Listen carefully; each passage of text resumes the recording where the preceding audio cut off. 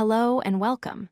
Today we are diving into one of the most important concepts in computer science, time complexity. If you want to write efficient code or pass technical interviews, this is the place to start. First, let's clear up a common misconception. Time complexity is not about measuring how many seconds your code takes to run. Instead, it measures how the number of operations grows as your input size increases. It is all about the relationship between input and steps. Why should you care? 3 reasons. First, efficiency. You want your apps to be fast. Second, scalability. Your code might work with 10 items, but will it crash with 10 million? And third, it is a guaranteed topic in almost every coding interview.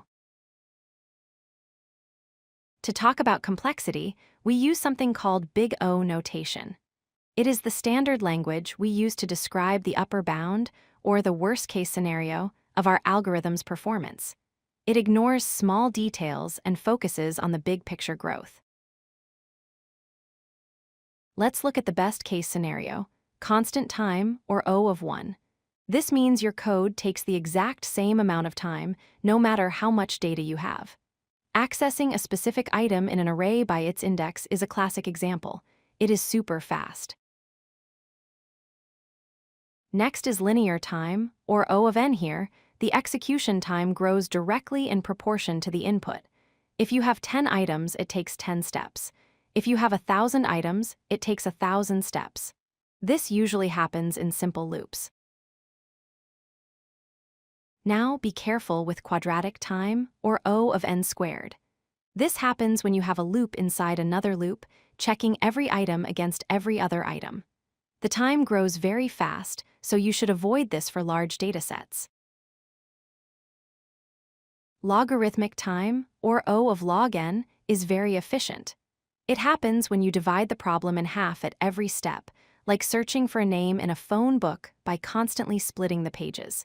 It is much faster than linear time for big data. Here is a visual comparison.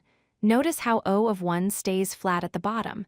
O of log n grows very slowly. O of n is a straight line up. But look at the red bar, O of n squared.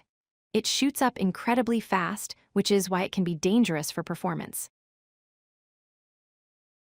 When analyzing code, we usually ignore the best case because it rarely happens. The average case is useful, but Big O notation focuses on the worst case. We always want to know, if everything goes wrong, how slow will this be? When estimating Big O, keep it simple. Rule 1, drop the constants.